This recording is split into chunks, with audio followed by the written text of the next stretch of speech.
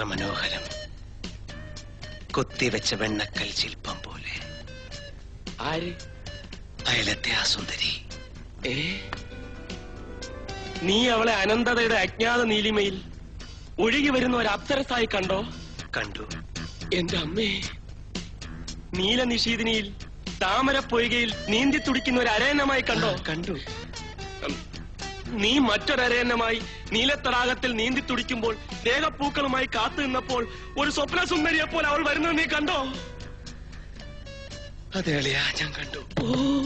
പച്ച പട്ടുടുത്ത പ്രകൃതിയിൽ പട്ടുമുടുത്തൊരു പച്ചപ്പനന്തത്തെയായി പാട്ടും പാടി അവൾ പറന്നു വരുന്നതായി നിനക്ക് തോന്നിയോ? തന്നെ തന്നെ എനിക്ക് തോന്നി. എന്റെ മനസ്സ് ഇത്ര മനോഹരമായിട്ട് മനസ്സിലാക്കാൻ നിനക്ക് എങ്ങനെ കഴിഞ്ഞു? നീ എന്റെ മനസാക്ഷി സൂക്ഷിപ്പുകാരനാ? പെണ്ണുങ്ങളെ കാണുമ്പോ മാത്രമേ നിനക്ക് ഈ വാചകങ്ങൾ ഓർമ്മ വരൂ. പക്ഷെ ഈ വാചകങ്ങൾ എന്റെ മനസ്സിൽ വർഷങ്ങൾക്ക് മുമ്പ് പതിഞ്ഞു പോയടാ. എങ്ങനെ?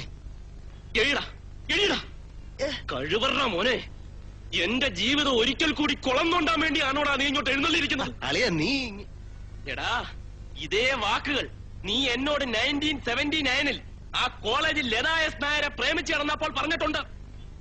നിന്റെ ആത്മാർത്ഥ പ്രേമത്തിൽ വിശ്വസിച്ച ഞാൻ അന്ന് നീ തന്ന എഴുത്ത് അവൾക്ക് കൊടുത്തപ്പോൾ, അവളത് പ്രിൻസിപ്പലിനോട് കംപ്ലൈന്റ് ചെയ്തപ്പോൾ, പ്രിൻസിപ്പൽ നിന്നെ വിളിച്ച് ക്വസ്റ്റ്യൻ ചെയ്തപ്പോൾ നിനക്കൊന്നും അറിഞ്ഞൂടാന്ന് പറഞ്ഞു. ഞാനാണ് ആ എഴുത്ത് എഴുതിയെന്ന് പറഞ്ഞ് നീ കൈമലർത്തി.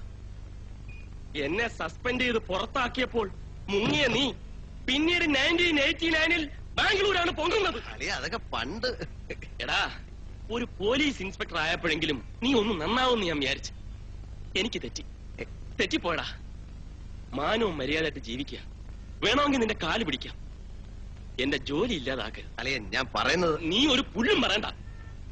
കള്ളനെ പിടിച്ചില്ലെങ്കിലും വേണ്ടിയില്ല, ഇനി മേലാലി ഇൻവെസ്റ്റിഗേഷൻ റൂമിൽ പെണ്ണ പ്രേമെന്നങ്ങനെ മിണ്ടിപ്പോയാൽ എന്റെ അമ്മയാണ് നിന്നെയും കൊല്ലി ഞാനും ചാവും.